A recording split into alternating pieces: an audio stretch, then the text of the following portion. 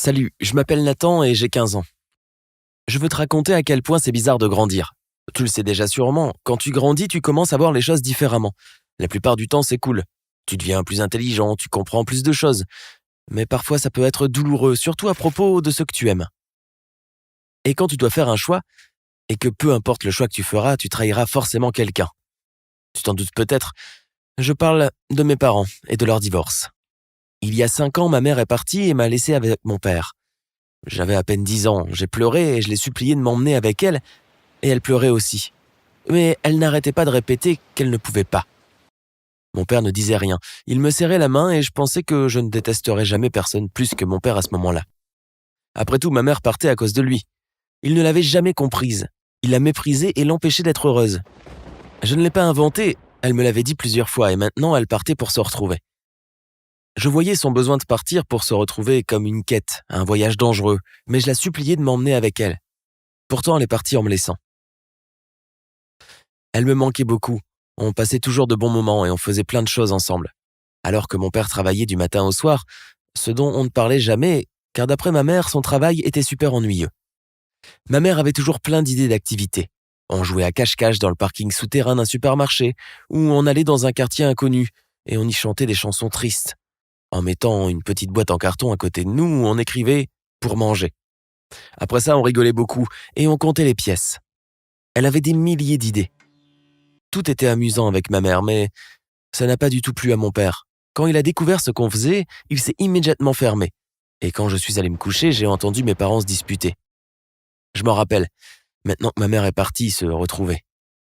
Mais en fait, c'est moi qui l'avais perdue. Et ma vie était devenue terne. Je me souviens qu'une fois, elle m'avait réveillé dans la nuit pour me demander en chuchotant si j'avais envie de m'enfuir sur la côte.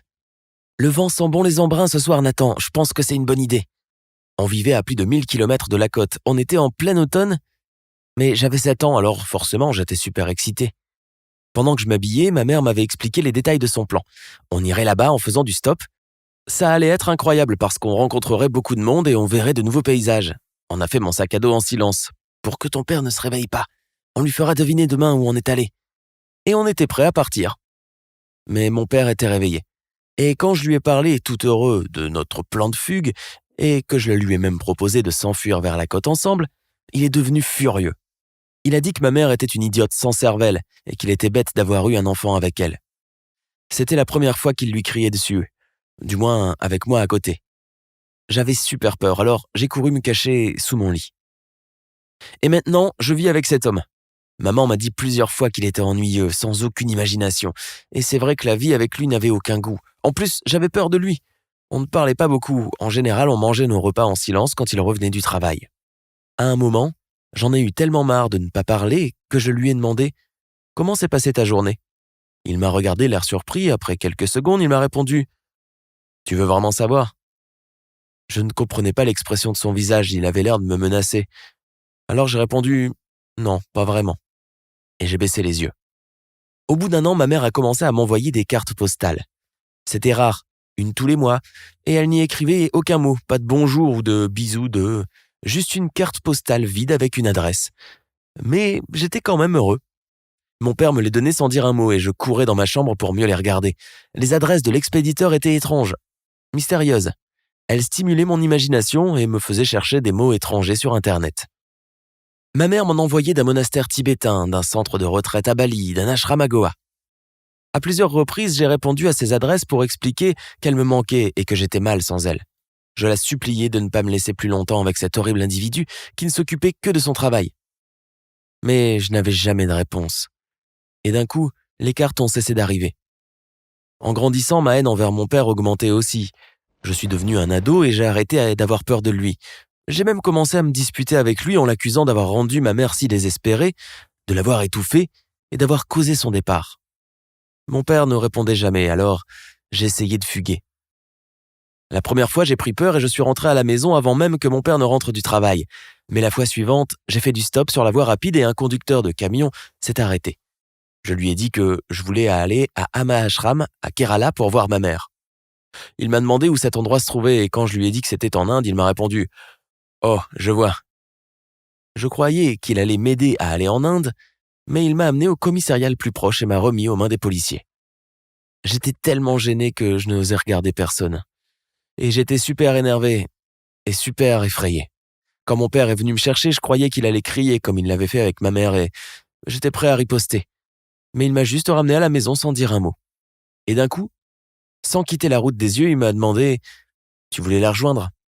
Je ne savais pas quoi lui dire et il a ajouté « Elle me manque aussi beaucoup, mon petit oiseau coloré me manque, mais je pense qu'elle s'en sort mieux sans nous. » Je n'ai pas pu m'empêcher de fondre en larmes.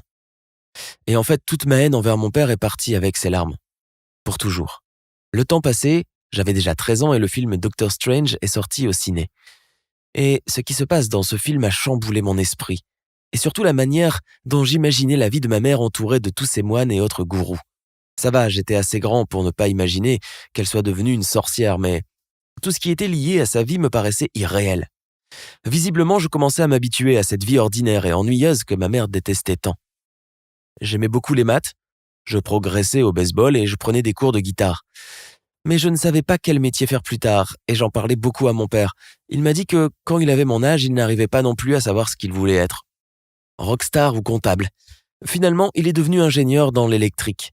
Quand je lui ai demandé de m'emmener à son travail, j'étais super choqué. Jamais je n'aurais imaginé que mon père travaillait à de telles hauteurs. Son travail ennuyeux était en fait époustouflant. Une autre année a passé et nous avons eu quelques problèmes avec mon père. Il y a eu un accident au travail qui n'était pas lié à mon père, avec son collègue et mon père a essayé d'aider. Mais il a enfreint les règles de sécurité et s'est gravement blessé. Les médecins ont essayé de sauver sa jambe, mais ils n'ont pas réussi. Mon père l'a donc perdu. Et avec sa jambe, il a aussi perdu son travail. En plus, l'assurance a refusé de lui donner une grosse indemnité dans la mesure où il avait enfreint les règles de sûreté. On ne savait pas comment on allait survivre. Bien sûr, papa a essayé de se remotiver, mais ce n'était pas simple. Je faisais de mon mieux pour l'aider et je passais le plus de temps possible avec lui. Un jour, alors qu'on était tous les deux à la maison à jouer de la guitare, quelqu'un a sonné. Au début, je ne comprenais pas qui était cette belle femme bien habillée et pleine de confiance en elle sur le pas de la porte. Mais c'était ma mère. Un homme en costume était derrière elle. On apprendrait plus tard que c'était son avocat. Et voilà comment ma mère est rentrée à la maison 5 ans après sa quête spirituelle. Elle était devenue coach pour apprendre à surmonter les burn-out, mais elle connaissait aussi bien les procédures légales, notamment celles liées au divorce, à la propriété et à moi. Parmi ses arguments, son avocat a montré à mon père un paquet de mes lettres d'enfance dans lesquelles je me plaignais de ma vie avec lui et je la suppliais de venir me chercher. Les mêmes lettres auxquelles elle ne répondait jamais. C'était super douloureux de réaliser que ma mère n'avait pas du tout changé. Toutes les folies qu'elle faisait quand j'étais enfant étaient en fait liées à son égoïsme. Elle voulait encore plus de choses luxueuses qu'avant. Pas besoin de préciser que je ne voulais pas du tout retourner avec elle. La procédure de divorce n'a pas été facile, ma mère payait cher ses avocats et mon père a plusieurs fois songé à renoncer. Mais je ne voulais pas abandonner. Au début de cette histoire, je te disais que c'était dur de faire un choix quand, dans tous les cas, tu étais pris pour un traître. Mais ça ne voulait pas dire qu'il ne fallait pas faire ce choix.